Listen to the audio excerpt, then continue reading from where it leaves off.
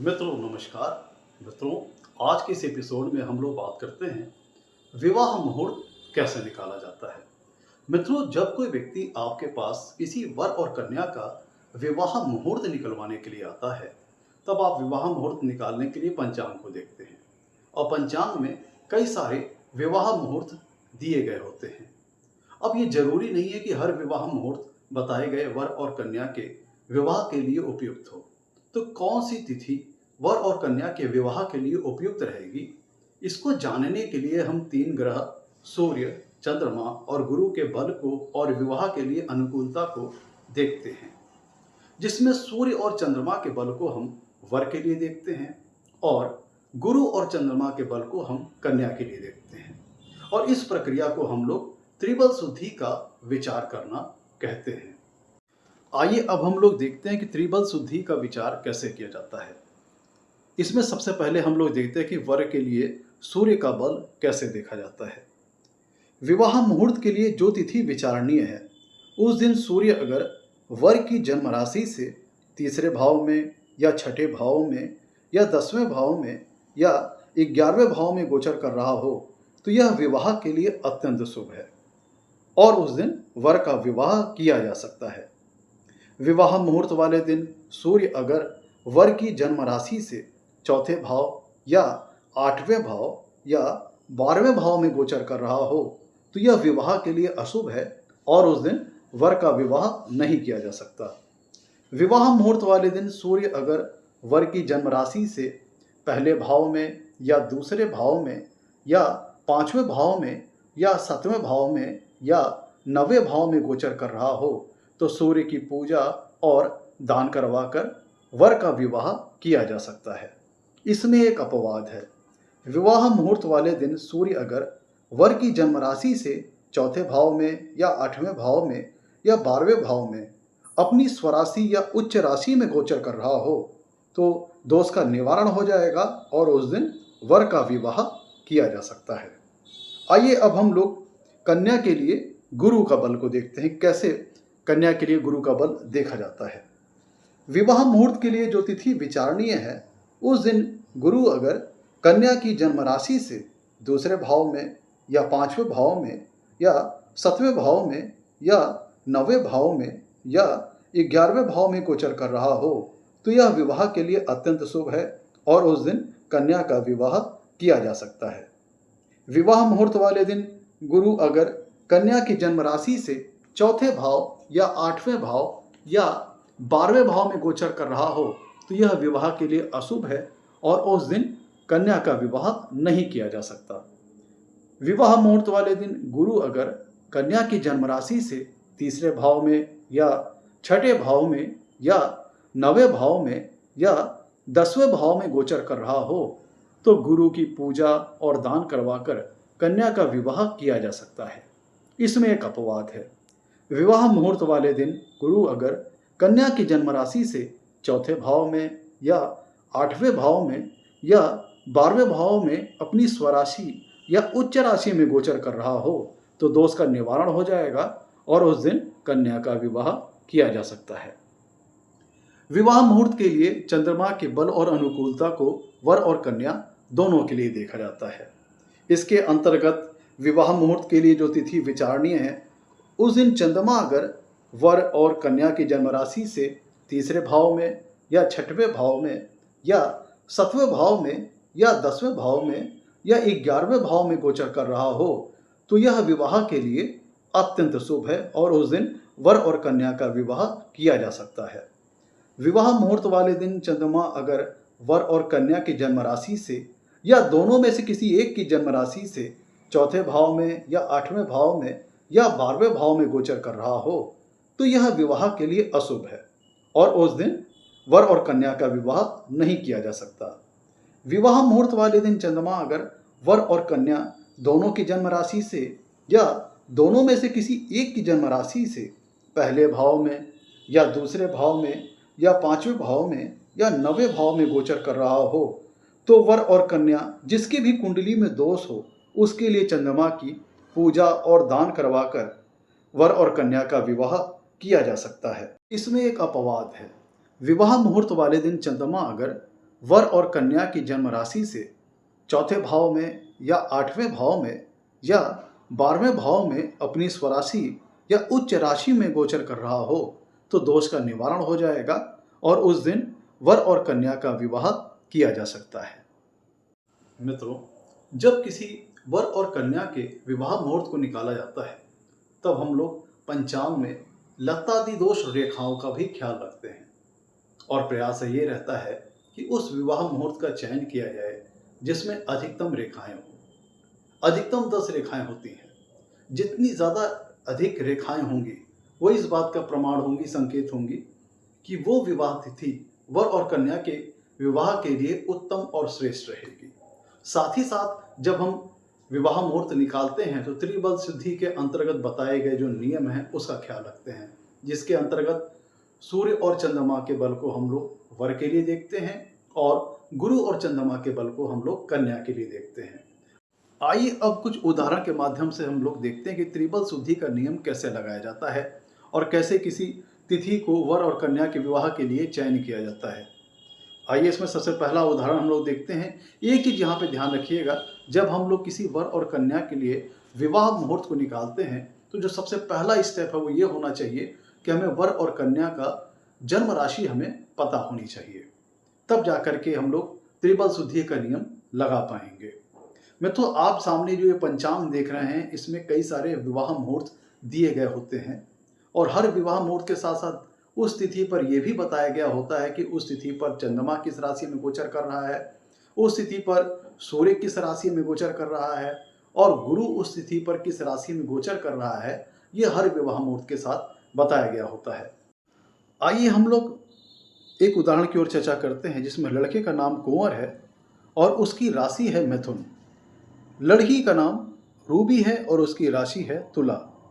अब हम लोग देखते हैं कि कौन सा विवाह मुहूर्त कुंवर और रूबी के लिए उपयुक्त रहेगा। सबसे पहले हम लोग पंचांग से एक तिथि का चयन करेंगे विवाह मुहूर्त के लिए। तो हमने तिथि ले ली है 26 नवंबर 2026। अब हम लोग देखते हैं कि 26 नवंबर 2026 को कुंवर और रूबी का विवाह करने योग्य है कि नहीं, यह तिथि कुंवर और रूबी के विवाह के लिए उपयुक्त है कि नहीं। तो सबसे पहले हम लोग ये देखेंगे कि 26 नवंबर को चंद्रमा किस राशि में गोचर कर रहे हैं। तो हम लोगों ने यहाँ पे ये पाया कि पंचांग में सारी चीज़ें दी रहती हैं। तो 26 नवंबर को चंद्रमा मिथुन राशि में गोचर कर रहे हैं, इसको हम लोग एक पेपर पर नोट डाउन कर लेंगे।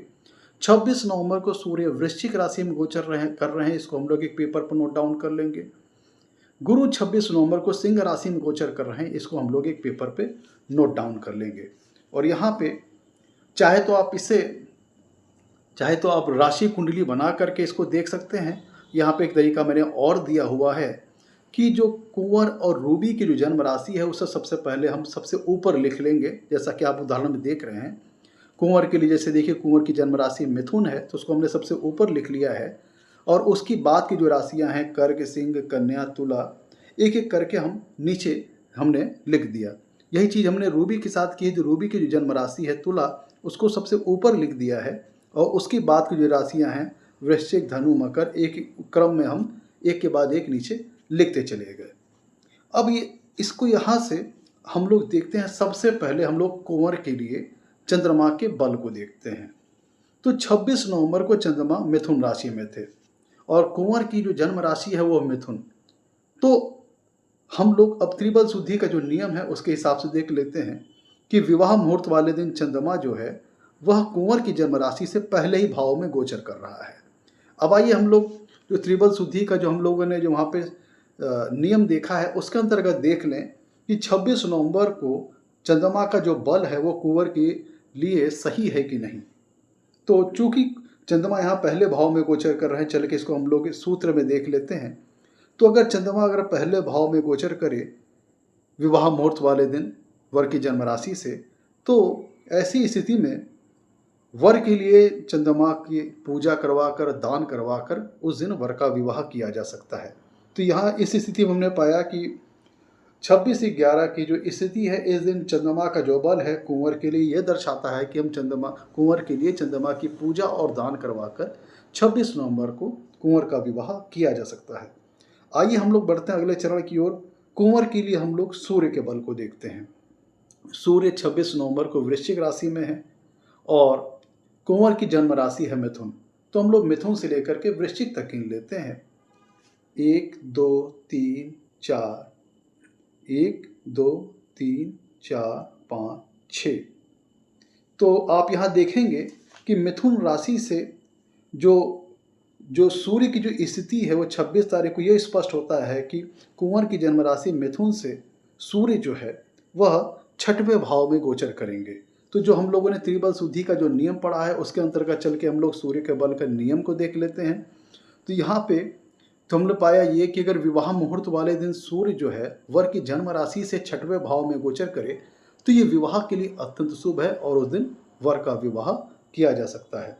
तो कुंवर के लिए जो 26 नवंबर के दिन सूर्य के बल की जो स्थिति है वो विवाह के लिए उपयुक्त है। आइए अब हम लोग रूबी के लिए चंद्रमा के बल को देख लेते हैं। तो 26 नवंबर को चंद्रमा जो है वह मिथुन राशि में गोचर कर रहा है और रूबी की जो जन्म राशि है वो है तुला। तो हम लोग तुला से लेकर के मिथुन तक की गिनती कर लेते हैं। 1 2 3 4 5 6 7 8 9। तो हम लोगों ने ये पाया कि 26 नवंबर को जो चंद्रमा है वह रूबी की जन्म राशि से 9वें भाव में गोचर कर रहा है। आइए इसको हम लोगों ने जो त्रिबल शुद्धि का जो नियम पढ़ा है उसके अंतर्गत चंद्रमा के बल को देख लेते हैं। तो यहाँ पे हम लोगों ने पाया कि अगर विवाह मुहूर्त वाले दिन चंद्रमा अगर कन्या की जन्म राशि से 9वें भाव में गोचर करे तो चंद्रमा की पूजा और दान करवा कर कन्या का विवाह किया जा सकता है। अब आइए हम लोग रूबी के लिए गुरु की स्थिति को देखते हैं, गुरु के बल को देखते हैं। तो 26 नवंबर को गुरु सिंह राशि में गोचर कर रहे हैं। तो रूबी की जन्म राशि है तुला। तो तुला से लेकर के हम सिंह तक काउंटिंग कर लेते हैं। 1 2 3 4 5 6 7 8 9 10 11। तो यहाँ से ये स्पष्ट होता है कि 26 नवंबर को जो गुरु हैं वह रूबी की जन्म राशि तुला से 11वें भाव में गोचर कर रहे हैं। अब हम लोगों ने त्रिबल शुद्धि का जो नियम पढ़ा है उसके अंतर्गत चल के देख लेते हैं कि गुरु का बल उस दिन 26 नवंबर को कन्या के लिए कैसा रहेगा। तो हम लोगों ने पाया कि जो 11वां भाव है वह विवाह के लिए अत्यंत शुभ है। यहाँ से स्पष्ट हो जाता है कि 26 नवंबर 2026 को जो गुरु का बल है वह रूबी के विवाह के लिए अत्यंत श्रेष्ठ है। तो यहाँ से अब चल करके हम लोग कंक्लूजन देख लेते हैं। तो 26 नवंबर को कुंवर के लिए जो चंद्रमा का बल है वो ये इंडिकेट करता है कि कुंवर के लिए चंद्रमा की पूजा और दान करवा कर कुंवर का विवाह किया जा सकता है। कुंवर के लिए सूर्य की जो स्थिति है, सूर्य का जो बल है 26 नवंबर को शुभ है। और रूबी के लिए चल करके हम लोग चंद्रमा की पोजीशन देख लें तो 26 नवंबर को चंद्रमा जो है वह रूबी के लिए ये शो करता है कि रूबी के लिए चंद्रमा की पूजा और दान करवा करके रूबी का विवाह किया जा सकता है। और रूबी के लिए गुरु की स्थिति जो है वह विवाह के लिए अत्यंत शुभ है। गुरु की जो स्थिति है वो विवाह के लिए आपकी अत्यंत शुभ है। तो यहाँ से ये स्पष्ट हो जाता है कि कुंवर और रूबी का विवाह 26 नवंबर को करने लायक उत्तम है, श्रेष्ठ है। आइए अब हम लोग अगले उदाहरण की चर्चा करते हैं। इसमें लड़के का नाम हेमराज है और उसकी राशि कर्क है और लड़की का नाम नीलम है और नीलम की राशि वृश्चिक है। तो जिस प्रकार से हम लोगों ने पिछले उदाहरण में देखा कि हम लोग पंचांग से एक विवाह मुहूर्त का चयन करेंगे और उसके बाद हम लोग देखेंगे कि उपरोक्त जो विवाह मुहूर्त है क्या हेमराज और नीलम के विवाह के लिए उपयुक्त रहेगा कि नहीं रहेगा। तो हम लोग सबसे पहले काम ये करेंगे कि एक तिथि का चयन करते हैं। तो हम लोगों ने हेमराज और नीलम के विवाह मुहूर्त के लिए हम लोगों ने 12 दिसंबर 2026 का चयन किया और देखते हैं कि 12 दिसंबर 2026 को हेमराज और नीलम के लिए ये तिथि विवाह मुहूर्त के लिए उपयुक्त रहेगी कि नहीं रहेगी। सबसे पहले हमें काम ये करना है कि पंचांग में से हमें ये नोट डाउन करना है कि 12 दिसंबर 2026 को चंद्रमा मकर राशि में गोचर कर रहा है। इसको हम एक पेज पे नोट कर लेंगे। सूर्य 12 दिसंबर को वृश्चिक राशि में गोचर कर रहा है। इसको हम एक पेज पर नोटिस कर लेंगे। गुरु 12 दिसंबर को सिंह राशि में गोचर कर रहे हैं। इसको हम एक पेज पर नोट डाउन कर लेंगे। उसके बाद हम लोग जैसे हम लोगों ने पिछले उदाहरण में किया था कि जो हेमराज की जन्म राशि है कर्क और नीलम की जो जन्म राशि है वृश्चिक, दोनों को सबसे पहले ऊपर लिख करके हम लोग लिख लेंगे और उसके बाद की जो राशियां हैं एक के बाद एक क्रम करते हुए हम नीचे लिखते चले जाएंगे। जैसे हम लोगों ने हेमराज की जो जन्म राशि है कर्क, उसको सबसे पहले ऊपर लिख लिया है, फिर उसके नीचे सिंह, फिर उसके नीचे कन्या, फिर उसके नीचे तुला। इसी क्रम में हम सारी राशियों को लिखते चले जाएंगे और यही सेम प्रोसेस हम लोग नीलम के साथ भी करेंगे। तो नीलम की जन्म राशि को सबसे पहले ऊपर लिख लेंगे और उसके बाद की जो राशियां हैं धनु, मकर, कुंभ, मीन, उसको एक के बाद एक नीचे हम लिखते चले जाएंगे। अब आइए हम लोग सबसे पहले हेमराज के लिए सूर्य के बल को देखते हैं। तो प्रस्तुत उदाहरण में 12 दिसंबर को हम लोगों ने देखा कि जो सूर्य जो है वह वृश्चिक राशि में गोचर कर रहे हैं। तो हम लोग यहाँ पे जो हेमराज की जो जन्म राशि है कर्क, उससे वृश्चिक तक की दूरी को गिन लेते हैं। तो यहाँ हमने देखा कि हेमराज के लिए सूर्य उस दिन उसके हेमराज की जन्म राशि से हम लोग गिनती करते हैं 1, 2, 3, 4, 5। तो 12 दिसंबर को सूर्य हेमराज की जन्म राशि कर्क से 5वें भाव में गोचर कर रहे हैं। तो अभी चल के इसको हम लोग जो त्रिबल शुद्धि का जो नियम पढ़ा है सूर्य के लिए, उसके अंतर्गत चल के हम लोग देख लेते हैं। तो यहाँ पे हम लोगों ने देखा कि अगर सूर्य विवाह मुहूर्त वाले दिन वर की जन्म राशि से 5वें भाव में गोचर करे तो वर के लिए सूर्य की पूजा और दान करवाकर वर का विवाह किया जा सकता है। तो हम लोगों ने पाया कि 12 दिसंबर को हेमराज के लिए सूर्य की पूजा और दान करवा करके हेमराज का विवाह किया जा सकता है। अब आइए हम लोग हेमराज के लिए चंद्रमा के बल को देखते हैं। तो चंद्रमा 12 दिसंबर को मकर राशि में गोचर कर रहा है। तो हम लोग अब यहाँ देखेंगे कि हेमराज की जो जन्म राशि है कर्क से मकर तक हम लोग गिनती करेंगे। तो कर्क से मकर तक हम लोगों ने गिनती की तो यहाँ पे 1, 2, 3, 4, 5, 6, 7। तो हेमराज की जन्म राशि कर्क राशि से चंद्रमा 12 दिसंबर को 7वें भाव में गोचर कर रहे हैं। अब आइए हम लोगों ने जो त्रिबल शुद्धि का जो नियम चंद्रमा के लिए देखा है, इसके अंतर्गत देखते हैं कि ये विवाह के लिए उपयुक्त रहेगा कि नहीं रहेगा। तो हम लोगों ने देखा यहाँ पे कि जो 7वें भाव में जो गोचर है, तो यहाँ पे ये दिखता है कि जो 7वें भाव में गोचर है चंद्रमा का हेमराज के लिए, वह विवाह के लिए अत्यंत शुभ है, जिससे इस बात को क्लैरिफिकेशन मिलता है कि उस दिन हेमराज का विवाह किया जा सकता है। अब आइए हम लोग नीलम के लिए चंद्रमा का बल देखते हैं। तो नीलम की जन्म राशि है वृश्चिक और 12 दिसंबर को चंद्रमा मकर राशि में गोचर कर रहे हैं। तो अब हम लोग यहाँ पे नीलम की जो जन्म राशि है वृश्चिक, उससे गिनती करेंगे हम लोग मकर राशि तक। तो ये आएगा तीसरी राशि। तो नीलम की जन्म राशि है वृश्चिक है, उससे हम लोग गिनती करेंगे मकर तक 1, 2, 3। तो हम लोगों ने देखा कि 12 दिसंबर को नीलम के लिए जो चंद्रमा है उसकी जन्म राशि से तीसरे भाव में गोचर कर रहे हैं। अब हम लोगों ने जो त्रिबल शुद्धि का जो नियम पढ़ा है उसके अंतर्गत हम लोग चल कर के चंद्रमा के बल को देखते हैं।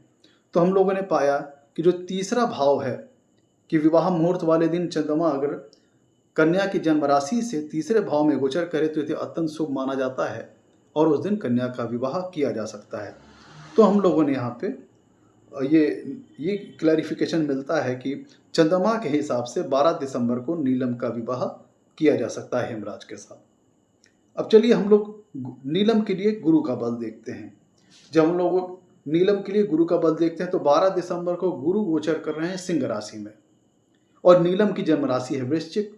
तो वृश्चिक से लेकर के सिंह राशि तक हम लोग गिनती कर लें तो जो यहाँ पे हम देखेंगे 1, 2, 3, 4, 5, 6, 7, 8, 9, 10। तो 12 दिसंबर को नीलम के लिए नीलम की जन्म राशि से गुरुदेव बृहस्पति 10वें भाव में गोचर कर रहे हैं। तो अब हम लोगों ने जो त्रिबल शुद्धि का जो नियम पढ़ा हुआ है गुरु ग्रह बृहस्पति के लिए, चल के उसको देख लेते हैं। तो यहाँ हम लोगों ने जब चार्ट खोला तो इसमें हम लोगों ने देखा कि विवाह मुहूर्त वाले दिन गुरु अगर कन्या की जन्म राशि से 10वें भाव में गोचर करे तो ऐसी स्थिति में कन्या के लिए गुरु की पूजा और दान करवा करके कन्या का विवाह किया जा सकता है। आइए अब हम लोग कंक्लूजन में देखते हैं। हेमराज के लिए जो चंद्रमा का बल है वो शुभ श्रेणी के अंतर्गत है, और हेमराज के लिए जो सूर्य का बल है इसके अंतर्गत हम हेमराज के लिए सूर्य की पूजा और दान करवा कर हेमराज का विवाह कर सकते हैं 12 दिसंबर को। और नीलम के लिए जो चंद्रमा का जो बल है वो शुभ है, और नीलम के लिए जो गुरु का बल है उसके अंतर्गत 12 दिसंबर को हम लोग 12 दिसंबर के लिए हम लोग गुरु के लिए पूजा और दान करवा कर हम लोग नीलम और हेमराज का विवाह कर सकते हैं।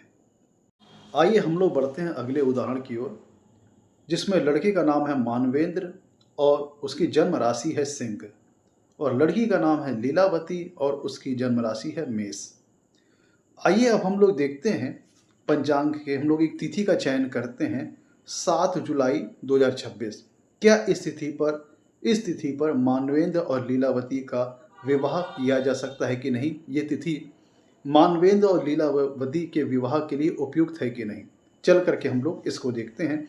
सबसे पहले काम हम लोग ये करेंगे कि 7 जुलाई 2026 को चंद्रमा किस राशि में है उसको चल के देख लेते हैं। तो चंद्रमा यहाँ पे मीन राशि में गोचर कर रहे हैं, उसको हम लोग पेपर पे नोट डाउन कर लेंगे। सूर्य 7 जुलाई को मिथुन राशि में गोचर कर रहे हैं, इसको हम लोग एक पेपर पे नोट डाउन कर लेंगे। गुरु 7 जुलाई को कर्क राशि में गोचर कर रहे हैं, इसको हम एक पेपर पे नोट डाउन कर लेंगे। और जैसे कि आपने पिछले उदाहरण में देखा, मानवेंद्र की जन्म राशि को हम सबसे ऊपर लिख लेंगे और उसकी बाद की जो राशियां हैं एक के बाद एक करके हम नीचे लिखते चले जाएंगे। सेम प्रोसेस हम लीलावती के साथ करेंगे, और लीलावती की जन्म राशि मेष को सबसे ऊपर लिखेंगे और उसके बाद क्रम से जो सारी राशियां हैं एक एक करके हम नीचे लिखते चले जाएंगे। आइए हम लोग सबसे पहले मानवेंद्र के लिए सूर्य का बल देख लेते हैं।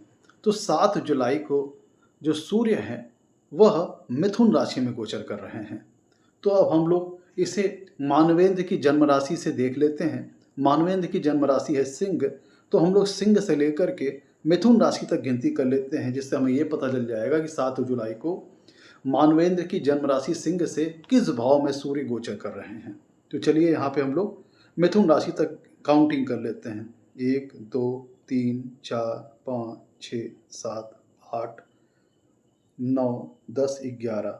तो हम लोगों ने यहाँ पे ये पाया कि 7 जुलाई को मानवेंद्र की जन्म राशि सिंह से सूर्यदेव 11वें भाव में गोचर कर रहे हैं।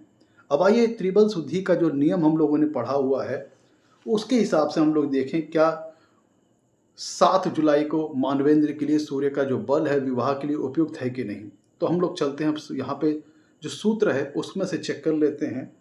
तो यहाँ पे हम लोगों ने पाया कि अगर विवाह मुहूर्त वाले दिन सूर्य अगर वर की जन्म राशि से 11वें भाव में गोचर करे तो ये विवाह के लिए अत्यंत शुभ है, और ये इस बात की पुष्टि करता है कि उस दिन सूर्य का ये जो गोचर है वो वर के विवाह को सुनिश्चित करता है। तो इस दिन हम लोग वर के विवाह को कर सकते हैं। अब हम लोग मानवेंद्र के लिए चंद्रमा के बल को देखते हैं। तो चंद्रमा 7 जुलाई को मीन राशि में गोचर कर रहा है और मानवेंद्र की जन्म राशि है सिंह, तो हम लोग सिंह से लेकर के मीन राशि तक गिनती कर लेते हैं। तो हम लोगों ने यहाँ पे चलिए काउंटिंग कर लेते हैं। 1 2 3 4 5 6 7 8। तो ये 8वीं राशि आएगी। तो हम लोग चल करके अब त्रिबल शुद्धि का जो नियम है उसको देख लेते हैं कि 7 जुलाई को जो चंद्रमा का जो बल है वो मानवेंद्र के लिए विवाह के लिए सही है कि नहीं। अब हम लोग चल करके जो चंद्रमा का जो सूत्र है त्रिबल शुद्धि के लिए उसको देख लेते हैं। तो अगर विवाह मुहूर्त वाले दिन चंद्रमा जो है अगर 8वें भाव में गोचर करता है वर की जन्म राशि से, तो ये विवाह के लिए अशुभ माना जाता है और उस दिन वर का विवाह नहीं किया जा सकता। यहाँ पे हम लोगों ने देखा कि जो मानवेंद्र के लिए चंद्रमा का जो बल है वो 7 जुलाई को विवाह के लिए शुभ नहीं है। आइए अब हम लोग लीलावती के लिए चंद्रमा के बल को देख लेते हैं। तो हम लोगों ने यहाँ पे ये पाया कि 7 जुलाई को चंद्रमा मीन राशि में गोचर कर रहे हैं और लीलावती की जन्म राशि है मेष। तो लीलावती की जन्म राशि से हम लोग मेष से हम लोग गिनती करते हैं मीन राशि तक। तो 1 2 3 4 5 6 7 8 9 10 11 12। तो हम लोगों ने ये पाया कि 7 जुलाई को लीलावती के लिए जो चंद्रमा वो 12वें भाव में गोचर कर रहे हैं। अब हम लोग चलते हैं इसको त्रिबल शुद्धि का जो हम लोगों ने नियम देखा है उसमें देख लेते हैं कि ये जो चंद्रमा का गोचर है 12वें भाव में, ये लीलावती के लिए विवाह के लिए उपयुक्त रहेगा कि नहीं 7 जुलाई को। तो हम लोग जब इसके नियम को देखते हैं तो हम लोगों ने ये पाया कि अगर विवाह मुहूर्त वाले दिन चंद्रमा अगर कन्या की जन्म राशि से 12वें भाव में गोचर करे तो यह विवाह के लिए अशुभ माना जाता है और इस दिन विवाह करना उचित नहीं रहेगा। तो यहाँ से ये मिलता है कि लीलावती के लिए 7 जुलाई को चंद्रमा का जो बल है वह विवाह के लिए अशुभ है और इस दिन विवाह टालना ही ज़्यादा श्रेयस्कर रहेगा। अब हम लोग लीलावती के लिए गुरु का बल देखते हैं कि 7 जुलाई को जो गुरु का बल है वह लीलावती के विवाह के लिए उपयुक्त है कि नहीं। तो लीलावती की जन्म राशि है मेष और 7 जुलाई को गुरु गोचर कर रहे हैं कर्क राशि में। तो हम लोग ये करेंगे कि लीलावती की जन्म राशि से कर्क तक हम लोग गिनती करेंगे 1 2 3 4। तो यहाँ से हमने पाया कि 7 जुलाई को गुरुदेव बृहस्पति लीलावती के जन्म राशि मेष से चौथे भाव में गोचर करेंगे। अब इसको चल करके हम लोग त्रिबल शुद्धि का जो हम लोगों ने नियम देखा है उसमें चल के देख लेते हैं। तो यहाँ हमने पाया कि विवाह मुहूर्त वाले दिन गुरु अगर कन्या की जन्म राशि से चौथे भाव में गोचर करे तो ये विवाह के लिए अशुभ माना जाता है। यहाँ से ये संकेत देता है कि यह इस दिन विवाह उचित नहीं है। लेकिन आप यहाँ पे ध्यान दीजिए कि जो मैंने आपको शुरुआत में बताया था यहाँ पे एक अपवाद है। गुरुदेव अलबत्ते चौथे भाव में गोचर कर रहे हैं लेकिन वो अपनी उच्च राशि में है। तो अपवाद जैसा हमने बताया था कि अगर गुरु चौथे 8वें या 12वें भाव में गोचर करे पर अपनी स्वराशि या अपनी उच्च राशि में हो तो दोष का निवारण हो जाएगा और उस दिन कन्या का विवाह किया जा सकता है। आइए अब हम लोग कंक्लूजन की ओर देखते हैं।